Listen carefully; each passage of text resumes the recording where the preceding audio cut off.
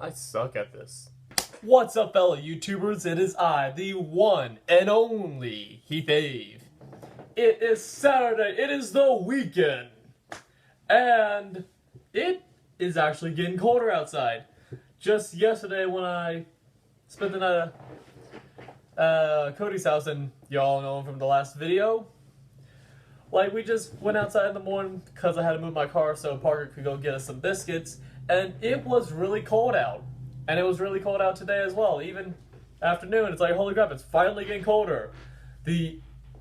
What seems like the endless amount of really hot weather is finally coming to an end. Until, you know, after the season's passed, and then it's hot again. But now, on to other matters. You know what's a comic series you should get into? If you especially like vampires, as in real vampires, not stuff like Twilight. And if you like horror, well, let me pull out this bad boy. American Vampire. It is a really good horror slash adventure, action, I don't know what to exactly call it. But anyways, this is a really good comic series. It's currently only has 7 volumes, heading on to 8 volumes, yes, or maybe there is already an 8th volume, I'm not sure. But anyways, best way to explain this comic series is you have written by the great mind of Scott Snyder, who, those of you that don't know who he is a very good comic book writer. He has written Batman, The Court of Owls, The City of Owls, he has wrote The Wake. He has wrote a lot of stuff, and he's really good, especially in the horror genre, and making things all dark and stuff. Drawn, or whatever, artist is Raphael Albuquerque. I believe that's how you say his name. I could be butchering the word. And I know a lot of y'all is going to notice this from what you can see at the cover for the first volume. Stephen King. That's right, Stephen King was also involved in the first volume. Him and Scott Snyder actually co-wrote the first volume, but Stephen King is only here for this volume, not any further volumes. It was just a small-time thing, I want to say, or a one-time thing, where Stephen King was like really impressed with Scott Snyder's portrayal of vampires and how he wants to and what he wants to do with it. Here you get to see a very some beautiful artwork of what an American vampire looks like, at least in their full form. In their full form, their jaw unhinges, their fingers turns into claws, their teeth comes out, and all that. And the artwork is just beautiful. Beautifully done by Raphael Albuquerque. He tends to do very, very gritty kind of, I'm trying to think of how to describe it from an artistic point of view, meshy kind of look. Not meshy, not as in messed up, but it's like it fits well with the settings from you can see from some of these different panels. You just see how well and everything looks. Scott Snyder also collaborates with, hold on, I gotta fix the camera.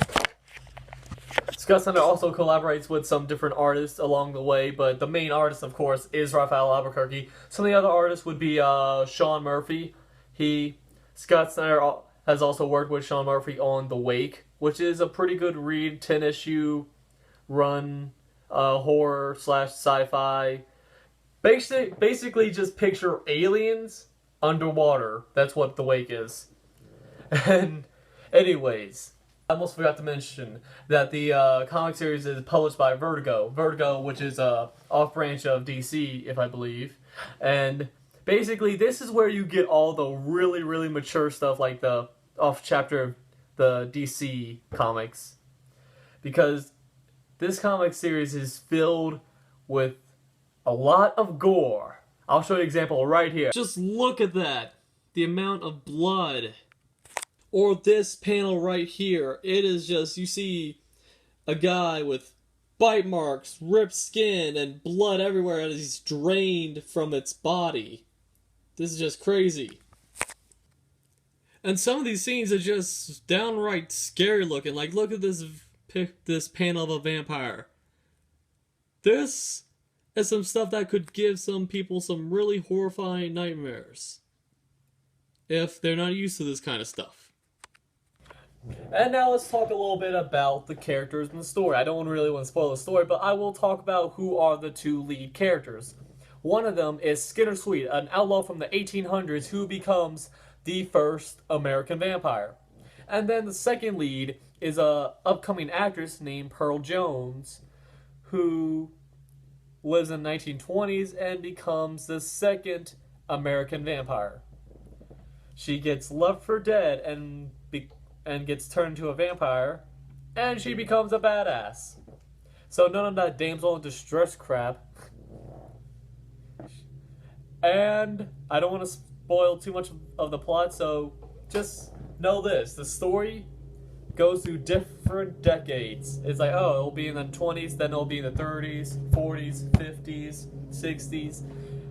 As the series goes on, it keeps on going through the different decades, which is really awesome. You get to see how the characters kind of change from then. You see other characters that aren't vampires, how they age and how they...